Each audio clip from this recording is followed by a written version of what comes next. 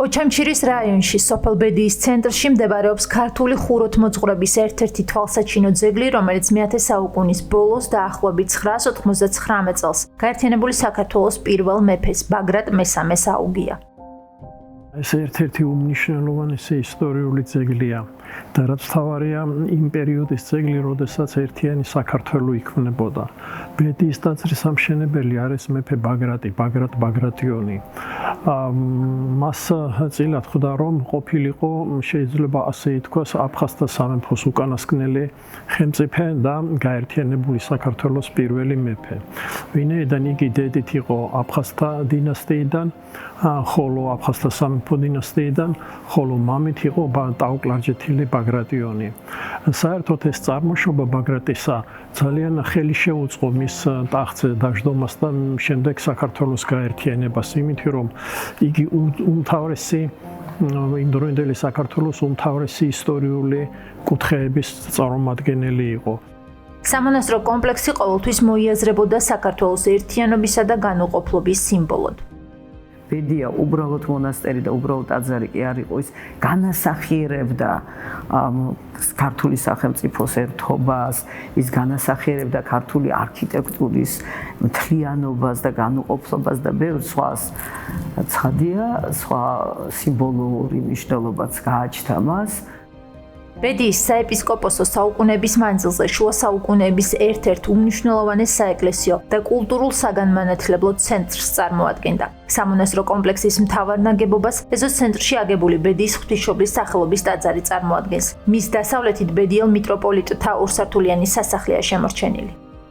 გარდა ამ ტაძრის აშენებისა, ბაგრატმა და სამეფო ოჯახმა, კერძოდ მისმა დედოფალმა გურანდუხტმა გამოიჩინეს ასევე ზრუნვა, რომ ეს გამდიდრებული იყო ეკლესია, ტაძარი, მარტო კედლები ხომ არ არის, მას თავისი მორთულობა ჭირდება. ჩვენ რაც შემორჩენილი გვაქვს ამ ალბათ რამდენი ძვირფასი რამე დაიკარგა სამწუხაროდ, რომელიც არც ვიცით რა იყო, მაგრამ საბედნიეროდ შემორჩა აი სწორედ ბედიის ბარძიმი. ისტორიული წყაროების მიხედვით ბედიის სამონასტრო კომპლექსში შექმნილია წიგნთსაცავი, სადაც მიმდინარეობდა ძველი ხელნაწერების განახლება, რესტავრაცია. საღვთისმეტყველო წიგნების თარგმნა და წიგნსაცავის შევსება ახალი ხელნაწერებით. აქვეა დაკრძალული მისი აღმშენებელი, გაერთიანებული საქართველოს პირველი მეფე ბაგრატ მესამე და დედამისი დედოფალი გურანდუხტი. ბედიის ტაძრის ფასადებზე, ინტერიერებში, ფრესკებსა და საეკლესიო ნივთებზე შემორჩენილია ლაპიდარული წარწერები, რომლებიც ქართული ასომთავრული დამწერლობით მოგვითხრობენ ტაძრის მშენებლობის, განახლება, რესტავრაციის ამბებს, რაც იმაზე მიუთითებს, რომ იქაური მოსახლეობა წერდა, მეტყველებდა და ლოცულობდა ქართულად.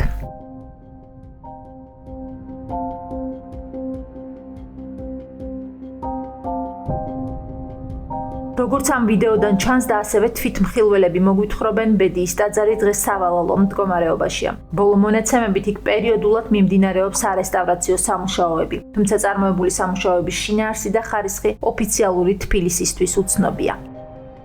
ეხლანდელი მდგომარეობა ამბობენ, რომ სავალალო არის, თუმცა იქ დაიწყო რაღაც არესტავრაციო სამუშაოები, მინახია ფოტოები, ხარაჩოებით, შიგნით. ვერ გეტყვით არც მათ ხარისხს და ვერც მათ შედეგებს, რომ გვიჭირს ცოტა ამ ინფორმაციის მოწოდება, თუმცა დროდადრო მაინც ეს ხერხდება.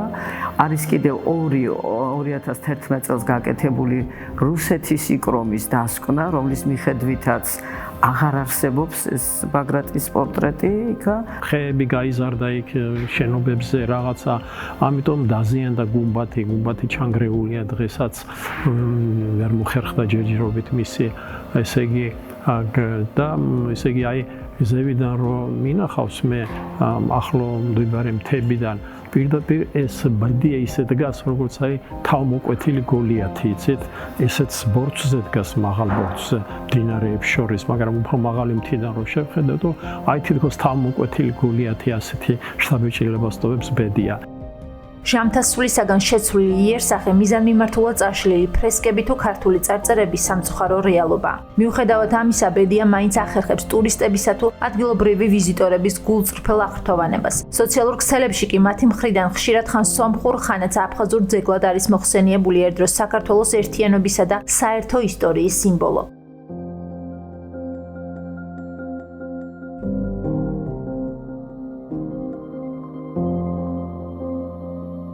ბედიის ტაძარი კი მართლა თავმოკვეთილი გოლიათივით დგას და მოთმინებით ელოდება ქართულ სიტყვას, საკუთარი მეობის და ერთიანობის გადასარჩენად.